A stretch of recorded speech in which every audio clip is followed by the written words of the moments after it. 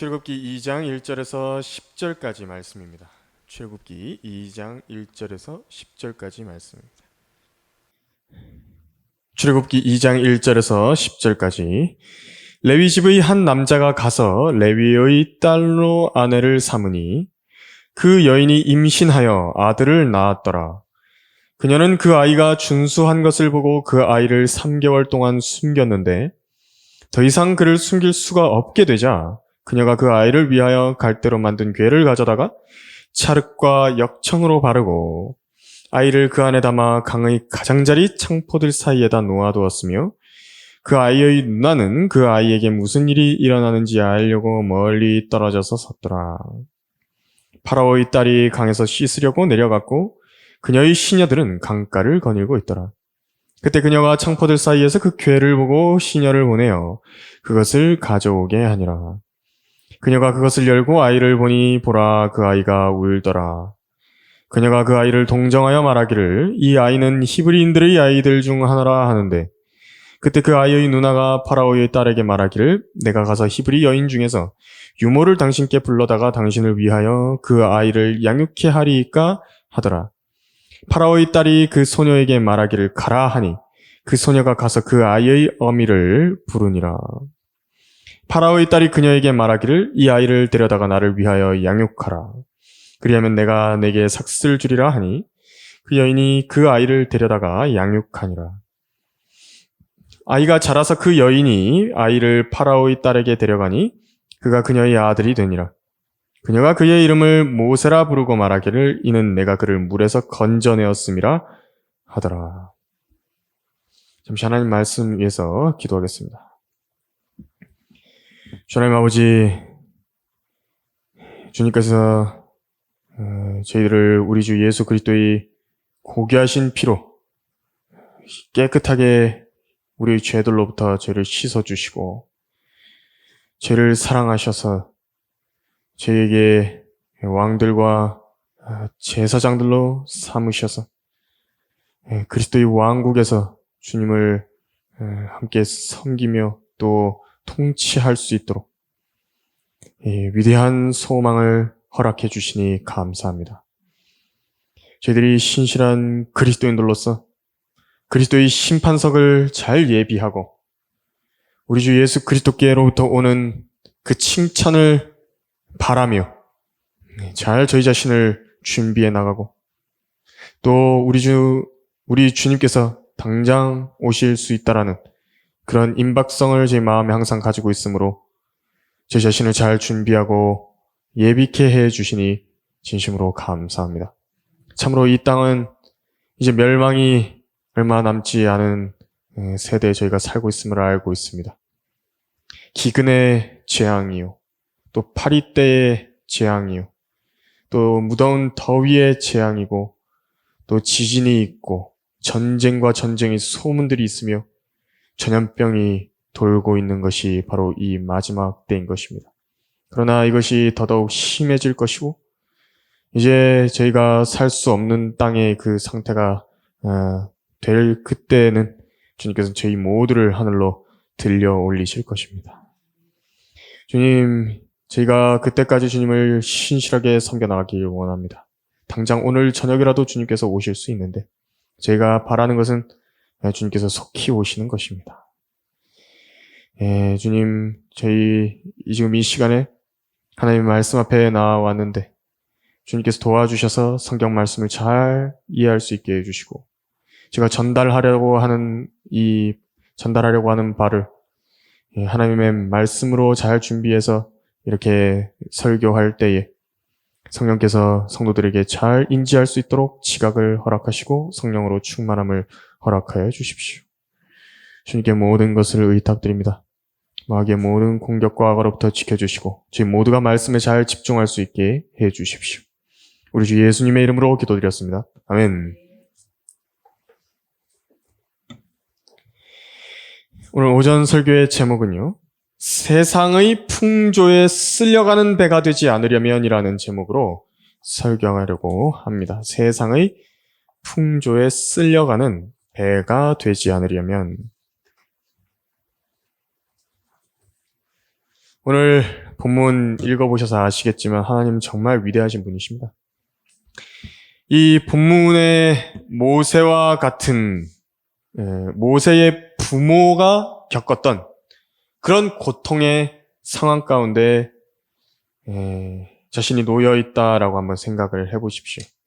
자기 아들을요, 자기 손으로 내어버려야 하는 그런 상황에 놓인 사람이 몇이나 될까 싶습니다. 버리고 싶은 게 아니라 이제 버릴 수밖에 없는 상황이 된 것입니다. 하나님의 뜻, 그 하나님의 뜻 바깥에 있는 사람들은요, 바로 이런 슬픔들을 겪게 되면요, 이게 슬픔으로밖에 남지 않습니다. 하지만 하나님의 뜻 안에 있는 사람들에게는 그런 슬픔조차도 하나님의 그 전능하신 손길 안에서 위대한 일들을 이루게 되는 배경이 된다는 것을 우리가 알 수 있습니다. 또 그런 하나님의 인도하심과 뜻 밖에서 자기 마음대로 살아가는 사람들, 그런 사람들은요, 어떤 사람들이냐니까 모두 나일강에다가 그렇게 흘려 보내버려야 되는, 버림받아 있는 그런 수장된 아이들과 같다라고 말할 수 있을 것입니다. 그래서 하나님의 뜻 안에 있는 게 그렇게 중요한 것입니다. 그러나 하나님의 계획 안에 있는 사람은요, 곧 하나님께서 그 사람을 받으시고 택하셨죠? 하나님께서 선택하셨다고. 예수 그리스도를 내가 내 구주로 믿겠다고 했을 때 하나님께서 그리스도 안에서 우리를 선택하신 것입니다. 그 사람들 같은 경우에는 하나님께서 허락하시지 않는 한, 하나님께서 그 사람을 갖고 계신 그 목적이 이루어지지 않는 한 마음대로 죽을 수도 없고 죽일 수도 없습니다.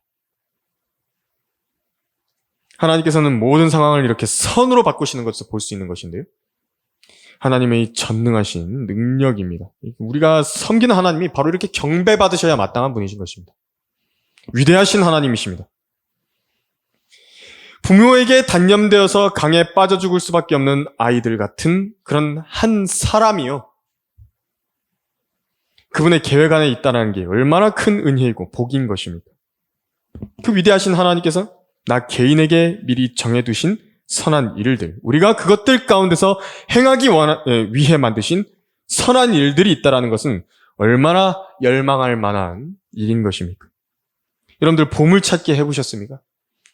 이 하나님께서는 우리를 향한 최상의 하나님의 계획들을, 최상의 계획이라고, 두 번째 거, 세 번째 거, 네 번째 게 아니라 최상이라고, 이것 말고는 더 좋은 게 없다고, 최상의 계획들을 마치 보물상자처럼 숨겨놓으셨는데 창포 사이에 이렇게 보물상자처럼 감춰놓으시고 바로 기도하는 사람들을 위하여 그것을 개봉할 수 있게 하신 것입니다. 그런데 이것을 찾지 않는 사람이라고 한다면, 우리가 이것을 찾지 못한다라고 한다면 우리는 마치 세상이라는 강에 그 보물상자를 떠밀려 놓고요, 흘러가게 해서 헛되게 사라지는 그런 사람들 가운데서 하나님의 모든 좋은 계획들을 물거품으로 만들게 되는 것입니다. 오늘은 모세가 누워있던 그 궤에 관한 본문에 우리가 있습니다. 어떻게 모세가 건짐을 받게 되었는지, 하나님의 인도하심을 볼 수 있는지 그 본문을 읽은 것입니다. 함께 말씀을 상고하시면서 이 세상의 풍조와 같은 강에 휩쓸려가지고 흘러가지 않고 하나님의 뜻을 찾을 수 있는 것인가 교훈을 배워보도록 하겠습니다. 하나님의 뜻을 실행하고 살면 세상에 휩쓸리지 않습니다. 첫 번째로 하나님께서 주신 좋은 것을 하나님을 위해 쓰겠다라는 결단이 자기 마음 안에 있어야 되는 것입니다. 1절, 2절 보시면요, 레위 집의 한 남자가 가서 레위의 딸로 아내를 삼으니 그 여인이 임신하여 아들을 낳았더라. 그녀는 그 아이가 준수한 것을 보고 그 아이를 3개월 동안 숨겼다라고 말했습니다. 이 어머니, 모세의 어머니의 이름은 요케벳입니다. 출애굽기 6장 20절에서. 그래서 그 요케벳이요, 2절에 보면 이 아들을 낳았습니다. 그 아이가 준수하게 생긴 것을 보고 아이를 3개월간 숨겼다고 했습니다. 파로라는 왕의 명령이 있었습니다. 산의 아이는 낳는 대로 다 나일강에 버리라고. 그리고 그렇게 죽이라는 명령을 한 것입니다. 히브리서 11장 23절에서는요, 이 기간 동안에 모세의 부모가 왕의 명령을 두려워하지 않고 믿음으로 아이를 간수한 것이다 라고 했습니다. 특별히 모세가 이제 준수했다라고 말했고요. 또 스테판은 뭐라고 말했냐니까 모세를 가리켜서 심히 아름다웠다 그랬습니다. 예전에 그 인상 깊게 들었던 말이 있는데요. 서울 크리스천 중고등학교 학생들과 관련한 말입니다. 이 방화동에 교회가 있을 텐데 바깥 사람들이 이 학교 학생들은 왜 다 이렇게 잘생겼냐고 그러더랍니다. 다들 단정하고 깔끔하고 바르다 이런 평가를 들었었습니다. 이게 무슨 어떤 연예인들이요. 무슨 황금 비율의 무슨 조각미남, 연예인처럼 생겼다, 미녀다 이런 말이 아니라요. 단정하고 정갈한 데서 오는 그 아름다움이 있는 것인데 이 하나님의 자녀들이 바로 그런 모습을 하고 있었던 것입니다. 이 한승용 형제님도 그런 말을 하신 적이 있습니다. 자기가 거듭나기 전에 자기 증명사진을 하나 갖고 있는 게 있는데 구원받은 다음에 옛날 사진이랑 자기가 현재를 딱 비교해 보니까 왜 이렇게 이 외모에서부터도 많이 바뀌었는지 모르겠다고 하는 그런 말을 들은 적이 있습니다. 거듭나기 전에는 어두침침하고요, 퀭하고요, 날카롭고 그렇게 무섭게 생겼었는데 오래 주님을 섬긴 뒤에 거듭난 다음에 오래 주님을 섬긴 다음에 사진을 찍은 것을 이제 비교해 보니까 정말 많이 달라졌다라는 것을 그런 말을 하신 적이 있습니다. 그래서 여러분들께서도 하나님의 말씀을 통한 그 교제 가운데 오래 있게 되지 않습니까? 그러면 마음으로부터 바뀌게 되고 겉모습에까지 영향을 끼쳐서요. 하나님의 아들들 티가 납니다. 모세도 그 나중에 보면요. 시내산에서 하나님과 교제를 합니다. 하나님께서 탁 나타나셨는데 하나님과 교제를 했다. 그런데 교제를 하고 나니까 어떻게 됐냐니까 모세 얼굴에서 빛이 났다라고 말하는 것입니다. 하나님의 순수한 말씀들을 자기 마음 안에 그 말씀의 빛을 투사하면 투사할수록 그 사람이 그렇게 준수하고 아름답게 바뀌는 것입니다. 거룩함의 아름다움이라고 불리는 것입니다. 반대로 세상의 더러운 것들, 더러운 영상들이라든지 더러운 그림들이라든지 스크린에 나오는 것들 그런 거 가지고 자기 눈을 계속 비추면서 마음의 그 어두움을 쐬이지 않습니까? 그러면 그 사람이 더럽게 바뀝니다. 영적 상태가 바뀌어지면 그것이 이제 물리적인 것에도 어느 정도 영향을 끼치는 것이죠. 그래서 하나님께 경배하는 기쁨, 그리고 교제의 기쁨, 구원의 기쁨, 휴거의 소망, 그것을 가지고 사는 사람들의 얼굴에는 기쁨이 많은 것입니다. 뭐가 좋은지요? 그렇게 웃습니다. 마음에 은은한 즐거움과 기쁨이 깔려있는 상태가 되는 것입니다. 오히려 예수님은 반대가 되셨죠. 우리에게 이 기쁨을 주시기 위해 자신이 슬픔의 사람이 되셨습니다. 외모적으로 보신다 외모적으로만 본다면 지상에 계실 때는 흠모할 아름다움도 없으셨고요. 슬픔의 사람이셨다라고 말씀하셨습니다. 예수님이 잃어버리신 그 아름다움과 예수님이 얻으신 슬픔이 있죠. 그것 때문에 바로 우리의 얼굴의 빛과 또 마음의 기쁨이 이렇게 생겨나게 된 것인데 우리에게 이걸 주시기 위해서 그분 자신은 슬픔의 자리가 되셨고 못난 사람의 자리로 가셨던 것입니다. 너무 귀한 것이죠. 우린 그래서 귀한 것을 주님께로부터 받은 것입니다. 그래서 예수님을 통해서 큰 은혜를 얻은 사람들인 우리가요. 첫째로 어떻게 되냐니까 바로 거룩해져야 되는 것입니다. 거룩해져야 됩니다. 잘생기고 예쁘게 생긴 사람들 있죠? 그런데 그런 사람들 입에서요. 욕설과 음담패설과 거짓말이 나올 때 얼마나 어울리지 않습니까? 막 이상하다고. 연예인들이 TV 화면이나 방송에서는 아름답게 꾸미고 나옵니다. 그런데요, 뒤에 가서는 담배 물고요, 뻑뻑 피워대고 그러는 것을 아십니까? 또 뒤에서는요, 자기 정욕을 만족시키려고 아무하고나 음행하는 것을 알고 계십니까? 자기 기분 나쁘다고요, 성질 빡빡 부리면서 소리 지르고요. 사람들이 눈살 찡그리며 볼 만큼 막 떽떽거리는 것입니다. 낭비하고요. 돈 함부로 펑펑 쓰고요. 술 취해가지고요. 이 거룩하지 않은 사람들입니다. 이런 사람들은 하나님을 저주하고 모욕하고 감사할 줄 모르는 사람들인데 그들의 외모의 아름다움이라고 하는 것은요, 결국 바스러지는 낙엽처럼 추해지는 것입니다. 그들이 아무리 아름다워도 그것이 하나님과 연관지어서 가장 의미 있게 쓰여지지 않는다라고 한다면 정말 아무것도 아닙니다. 모세의 부모는 모세가 태어났을 때의 외모가 심히 아름다운 것을 보았다 그랬죠. 하나님의 계획과 뜻에 의해서 적절하게 그 모세, 그 아이가 받은 모든 은사들을 잘 사용되기를 원했을 것입니다. 그저 파라오의 명대로 수장시켜버리는 것은 너무도 아까울 정도였고요. 절대로 그렇게 할 수 없는 아름다움이었던 것입니다. 모세의 아름다움입니다. 만일 우리가 가진 여러 가지 준수하고 아름다운 모든 부분들, 그것이 하나님께로부터 받은 외모이건 재능이건 어떤 것이건 하나님의 손 안에 있는 계획에 따라서 잘 들여지지 않는다라고 한다면요, 그건 하나님께서 보시기에 모세를 강 속에 그냥 던져버리는 것과 똑같은 것입니다. 그래서 하나님께서 자신에게 주신 좋은 것이 있다라고 한다면요, 그것을 주님을 위해 도대체 어떻게 사용할 수 있을 것인가? 어떻게 하면 성령을 통하여 하나님께서 받아주실 수 있을 것인가? 기도하고 찾는 것이야말로 가치 있는 것입니다. 자기도 그것을 압니다. 그 가치를 아는 것입니다. 내가 정말 후회가 없구나. 내가 정말 여한이 없구나. 아깝지가 않구나. 정말 잘했다. 이렇게 하길 정말 잘했다. 저도 주님을 위해서 한 어떤 일들이 무언가 남았을 때요, 그것보다도 더 보람이 되고요, 자부심이 되고, 새로운 피조물로서의 가치를 느끼게 해주는 것이 없다는 것을 경험을 많이 했습니다. 자기 인생의 의미를요, 주님 안에서 찾는 것보다 더 기쁜 일이 어디에 있겠습니까? 하나님의 뜻을 실행하고 살면 세상에 휩쓸리지 않는다. 두 번째로, 주님께 자신을 헌신을 해야 하나님의 뜻 가운데서 보호를 받는다는 사실을 알 수 있습니다.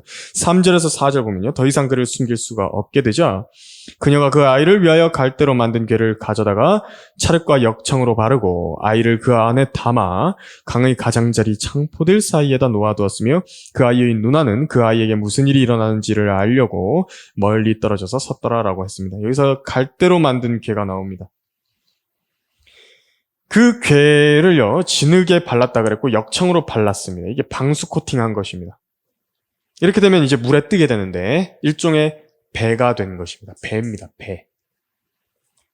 궤가 배가 된 것인데요, 참 의미심장한 말이 바로 이 궤입니다. 궤는 영어로는 아크라고 불리는데요, 이 말이 어디에 쓰이냐면요, 노아의 방주라고 말할 때에 그 방주가 아크입니다. 궤를 말하는 것입니다. 또 하나님의 언약궤도 아크입니다. 그 궤를 말하는 것이고요. 또 성경의 의미로는요, 배도 됩니다. 궤라는 게 배, 방주, 또 어떤 의미도 되냐면 성경에서 이 궤를요, 관과도 같이 연결을 시키시는 것입니다. 그래서 지금 모세가 이 관에 누워 있다고도 볼 수 있는 것입니다. 자신을 드린 것이죠, 제물로. 자기를 하나님 앞에 그렇게 제물로 바쳐서 죽은 것입니다. 또 한편으로는 이 궤가요, 사람의 의미도 됩니다. 사람으로 보여지기도 하는 것입니다. 이 사람이 일종의 그릇이기 때문에 그렇습니다. 이 영을 담고 있는 그릇인데요, 동시에 인생을 항해하는 배이기도 하죠, 사람이. 그래서 우리는 나무와 흙으로 빚어진 궤짝과 같은 것입니다. 그런데 이 사람이라는 궤는 하나님께서 보시기에 문제가 조금 있습니다. 이 구멍이 나 있습니다. 그래서 물이 새죠. 침몰해가는 배가 이렇게 항해를 하고 있는 것에 불과한 것입니다. 세상 사람들은 전부 다 그런 것입니다. 그래서 당장 폭삭 가라앉아가지고 좌초될 것 같지만 조금씩 물이 들어오는 것입니다, 배 안에. 그래서 조금씩 가라앉고 있는 것입니다. 사람들은 당장 죽지 않으니까 안주해버린 것입니다. 영원히 죽지 않을 것이라고 생각하면서 안일하게 살지만 하나님께서 보시기에 그 사람들은 다 멸망으로 들어가고 있는 것입니다. 어떤 배는 빨리 가라앉고 있고 어떤 배는 천천히 가라앉고 있지만 그분께서 보시기에는 모두 가라앉고 있는 배입니다. 그런데 성경에서는 절대로 가라앉을 수 없는 배 세 척이 나오는데요. 첫째, 노아의 방주가 무슨 일을 해도 절대로 가라앉을 수 없고요. 둘째, 예수님께서 폭풍이 있는 바다에서 자고 계셨던 그 제자들이 타고 있었던 배고요. 셋째, 바로 지금 여기에 모세가 탄 갈대 궤입니다. 절대 침몰하지 않습니다. 하나님께서 함께 하시는 배는요, 무슨 짓을 해도 가라앉지 않는 것입니다. 왜냐하면 하나님께서 그 배에 갖고 계신 목적이 있는데 그 배가 결과적으로 도착해야 되는 그 목적지가 있다고. 그런데 그 목적이 성취될 때까지는 절대 파산할 수 없는 것입니다. 아마 핵전쟁이 일어나도요, 하나님께서 그 배를 향한 자기 계획이 안 이루어졌다, 그러면 그 배들만 멀쩡할 것입니다. 엄청난 보증입니다. 예수님을 자신의 구주로 믿고 영접한 사람들은 그 즉시로 거듭나게 되는데요. 그 사람이 구원받자마자 이제 정상적인 과정이라고 한다면 그 즉시로 헌신까지 이어져야 됩니다. 헌신입니다. 예수님이 나를 위해 자신을 주셨다. 그러니까 이제 나도 예수님을 믿는 사람으로 살 것이다. 내가 주님을 위해서 살 것이다. 그 결심을 하나님 앞에 드리는 것이 헌신입니다. 왜 이렇게 하라고 하냐면요, 이렇게 해야만 되는데요, 그것이 자기 인생을 가장 잘 보호받을 수 있는 길이기 때문에 그렇습니다. 그 사람의 인생을 갈취하기 위해서 하나님께서 그 사람에게요, 하나님의 손에 자신을 맡기라고 그렇게 말씀하신 게 아닙니다. 이것만이 그 사람의 생애가 가장 잘 보호받을 수 있는 길이기 때문에 하나님께 자신의 몸을 드리라고 말하는 것입니다. 창포 속에 놓인 궤를 보십시오. 이 창포는요, 이 세상에 있는 그 어떤 요람보다도 안전한 요람입니다. 왜냐하면 지금 이 궤 속에 있는 모세라는 아이는요, 하나님께서 미리 아심 가운데 어떻게 쓰실 것이라는 것을 지금 하나님의 심중에요, 다 계획해 놓으셨기 때문에 그렇습니다. 이 부모 역시도요, 하나님께 아이를 지켜달라고 기도드렸겠죠? 하나님께 주님을 드리겠다고, 이 모세를 드리겠다고. 사무엘을 구했던 한나의 기도처럼요, 이 아이를 잘 보호해 주시면 하나님의 뜻에 드리겠다고. 이 아이를 평생 하나님께 드리겠다고. 그렇게 하나님께 진지하고도 간절한 기도를 드렸을 것입니다. 하나님께서 모세를 자신의 손에 탁 받으셔가지고요, 창포들 사이에서는요, 아이의 누나가 그를 보기도 전에 이미 주님께서 그곳에서 모세를 보고 계셨던 것입니다. 나라는 사람에 대해서도 하나님께서 우리 주 예수 그리스도 안에서 미리 계획해 놓으시고 예정해 놓으신 작품으로서의 그 플랜들이 있으십니다. 플랜이 있다고, 하나님의 계획들. 우리는 그분의 작품이니 그리스도 예수 안에서 선한 일들을 위하여 창조되었느니라. 이 일들은 하나님께서 미리 정하시어 우리로 그것들 가운데서 행하게 하려 하신 것이라. 하나님께서 우리로 그것들 가운데서 행하게 하려 하신 것들이 그리스도 예수 안에서 계획이 되어 있는 것입니다.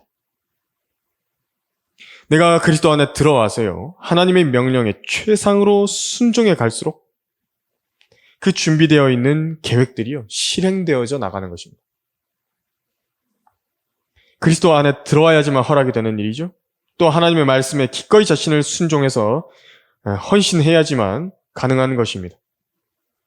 그리스도 안에 들어오려면 성령으로 침례받아야 됩니다. 성령으로 침례받지 않은 사람은 그리스도 안에 있는 계획, 그런 거 없습니다. 계획을 하나님께서 해놓으셨어도요, 그 사람이 들어왔어야지 그 계획이 의미가 있어지는 것이죠. 하나님께서 그 계획을 실행시켜 나가시는 것이죠. 그렇지 않았다라고 한다면 나일강에 그냥 흘러가는 것입니다. 지중해로 그냥 들어가 버리는 것입니다. 그리스도 안에 들어오려면 그분을 구주로 영접하면 성령으로 침례를 받게 됩니다.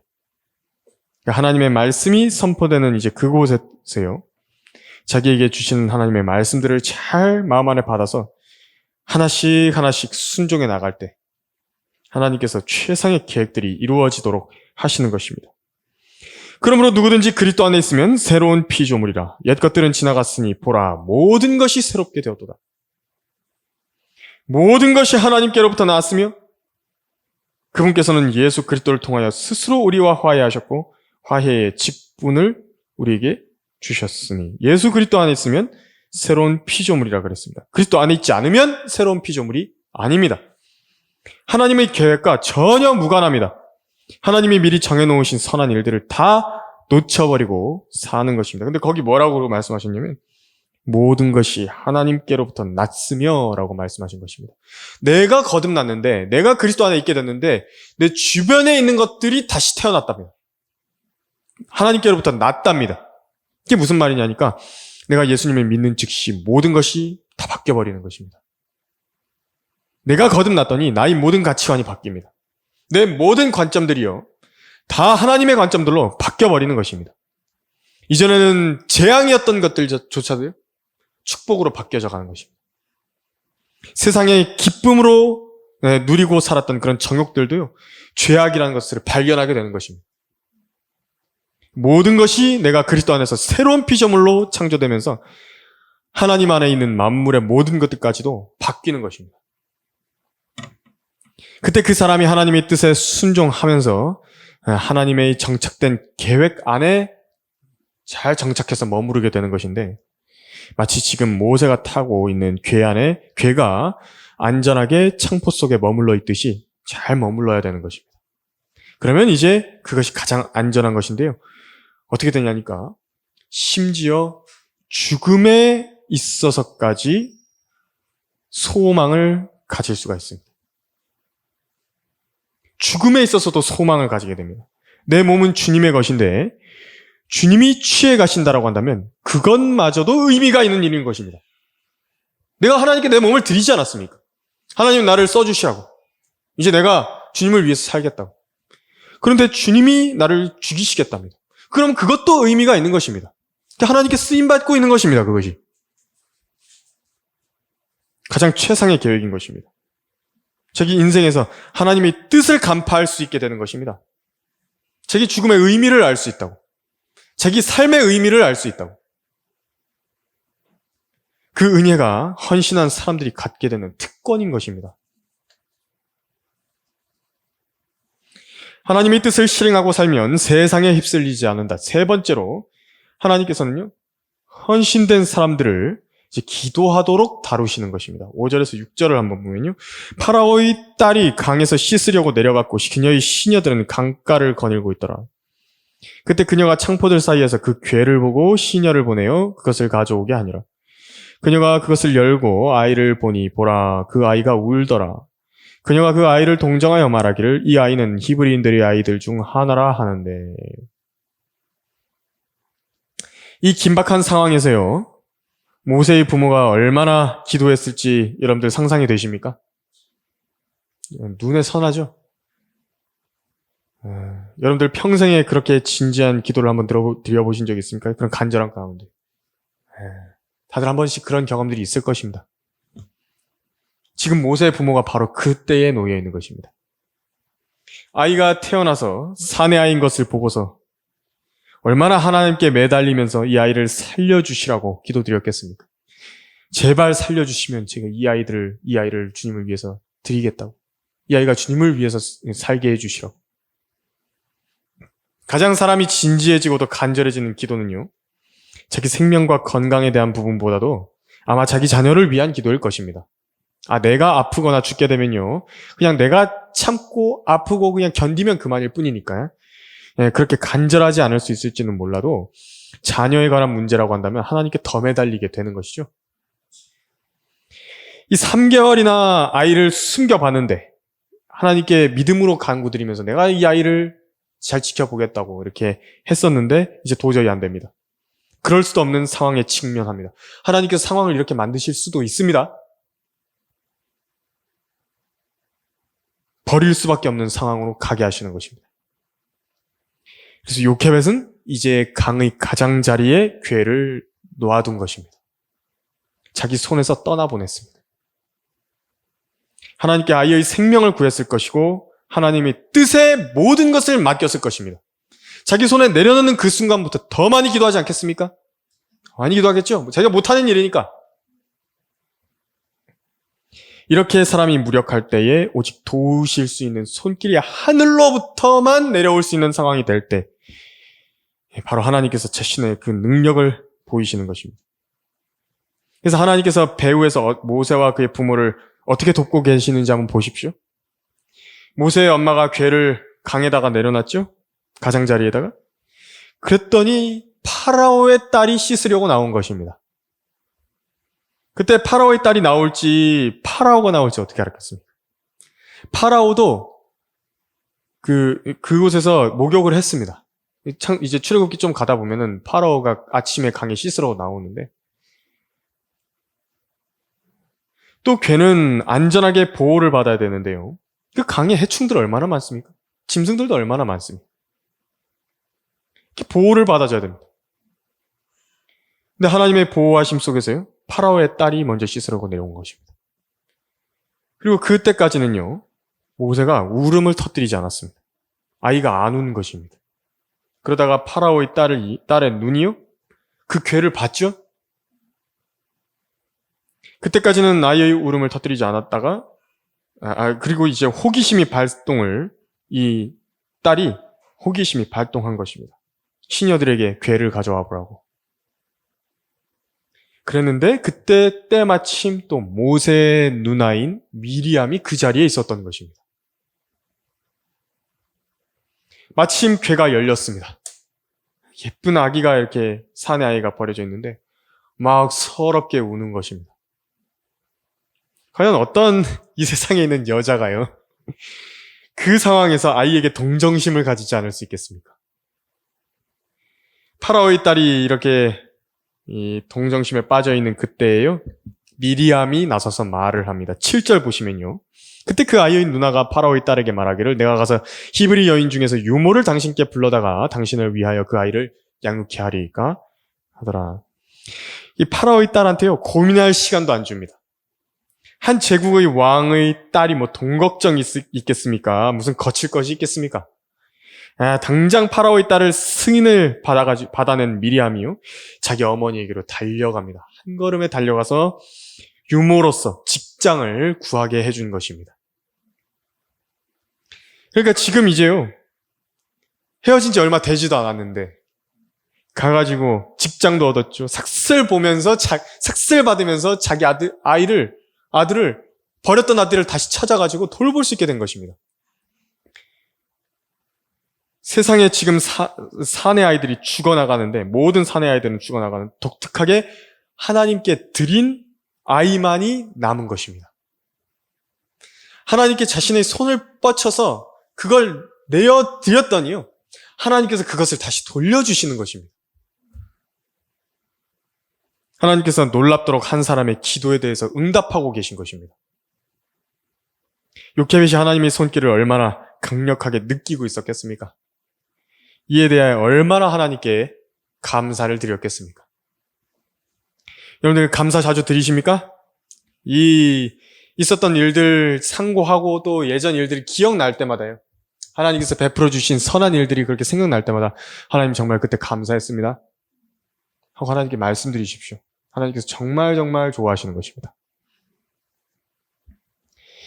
그래서 7절 본문 보면은 거기서 이제 미리암이 그렇게 이야기했죠. 당신을 위하여 그 아이를 양육케 하리까? 이렇게 이야기했습니다. 또 9절 보면요, 파라오의 딸이 말합니다. 이 아이를 데려다가 나를 위하여 양육하라. 나를 위하여 이 아이를 양육하라. 아이를 그렇게 이야기했죠. 나를 위하여 양육하라. 이 파라오의 딸을 위하여 양육을 한다는 말은요, 지금 모세가 이집트의 파라오의 딸의 그 정치적 입지, 곧 권세를 이어줄 수 있는 사람으로까지 양육된다는 말입니다. 그러니까 이게 아마 왕의 후계자로서의 위치까지 암시하고 있는 부분입니다. 그래서 모세에게는요, 파라오의 딸의 아들이라는 칭호가 붙게 됩니다. 그래서 모세의 이름은요, 물에서 건져냄을 받은 사람이라는 이집트어입니다. 모세의 이름은 내가 그를 물에서 건져냈다는 그 이집트어입니다. 그런데 이와 똑같은 발음의 그 히브리식 발음은요, 그 모세라는 그 이 발음을 모세라고 히브리식으로 발음을 해가지고 부르면 그게 또 무슨 뜻이냐니까 물에서 건져내는 사람이라는 뜻입니다. 건져냄을 받은 사람이 이집트의 뜻인데 히브리식으로 한다 그러면은 그 사람이 물에서 건져내는 사람이 되는 것입니다. 하나님께서 참 위대한 분이십니다. 어떻게 이 모세가 앞으로 그런 일들을 할 것이라는 것을 아시고서 모세의 이름까지도 가장 그 의미에 적절하게 맞도록 지어놓으셨는지 놀랍기만 한 것입니다. 그래서 모세는 나중에 이스라엘 백성을 홍해에서 침례를 주게 되죠. 물에서 꺼내 올린다고. 그 일을 하나님께서 알고 계신 것입니다. 여하튼 모세는 이렇게 그의 친모와 함께 지낼 수 있게 되었고요.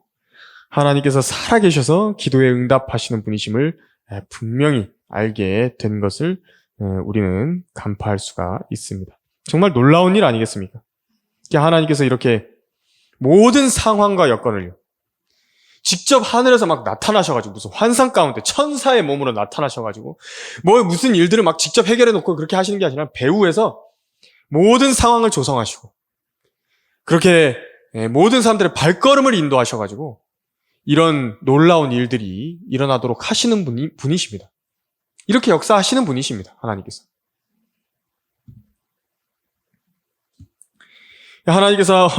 하나님께 헌신된 사람 앞에 왜 앞, 뒤, 좌우로 도저히 빠져나갈 수 없을 것 같은 그런 상황에 직면하게 하시는 것인가? 이 사람이 평온할 때는요, 하나님의 능력과 인도하심, 그걸 말로 들어도요, 그렇다고 인정을 해도요, 사실 체득한 게 아닙니다. 이게 우스운 정도입니다. 그것은. 제가 진짜 체득을 해보면요, 그때부터 진짜, 이것이 하나님이시구나. 이분이 바로 하나님이시구나. 이걸 알게 되는 것입니다. 그래서 고통이 더해지면 더해질수록 사람에게는 진리를 깊이 생각하게 되는 기회가 자주 주어집니다. 내가 하나님 앞에 어떤 부분을 고쳐야 되는 것인가? 하나님께서 나에게 원하시는 것이 무엇인가? 이때 하나님을 찾게 되는 것이고 더 그분께 밀착하게 되는 것입니다. 거기 출애굽기 2장 23절에서 25절도 한번 보십시오. 세월이 지나서 23절부터 25절입니다. 세월이 지나서 그 이집트 왕은 죽고 이스라엘 자손들은 노예 생활로 인하여 탄식하여 부르짖으니 노예 생활로 인한 그들의 부르짖음이 하나님께 상달되어 하나님께서 그들의 신음소리를 들으시고 하나님께서 아브라함과 이삭과 야곱과 맺은 그의 언약을 기억하시더라. 하나님께서 이스라엘 자손들을 굽어보셨으며 하나님께서 그들에게 관심을 가지셨더라. 그러니까 지금 하나님께서 하나님 몇 번 나오는지 보십시오. 5번 나옵니다. 이 세 절 안에서. 하나님께 상달돼요. 하나님께서 들으시고 하나님께서 기억하시고 하나님께서 굽어보셨으며 하나님께서 관심을 가지게 되신 것입니다. 그러니까 하나님께서 여러분들이 생에서 주인공이 되기를 원하시는 것인데 그것이 바로 이렇게 헌신된 사람이 하나님께 자신의 진지한 기도를 드리게 될 때 하나님께서 무대에서 이제 역사하실 수 있게 되는 것입니다. 만일 이스라엘 자손이 이집트 땅의 좋은 것들과 먹고 살기 좋고 그렇게 향락을 즐기기 좋고 평온하다 했다면요, 아무 문제가 없는 생을 살았다고 한다면 그들도 하나님께 부르짖는 일은 없었을 것입니다. 그렇게 그냥 살다가 세상 사람들 똑같이 살다가 그 향락 가운데서 살다가요, 죄들 가운데서 죽어버렸겠죠.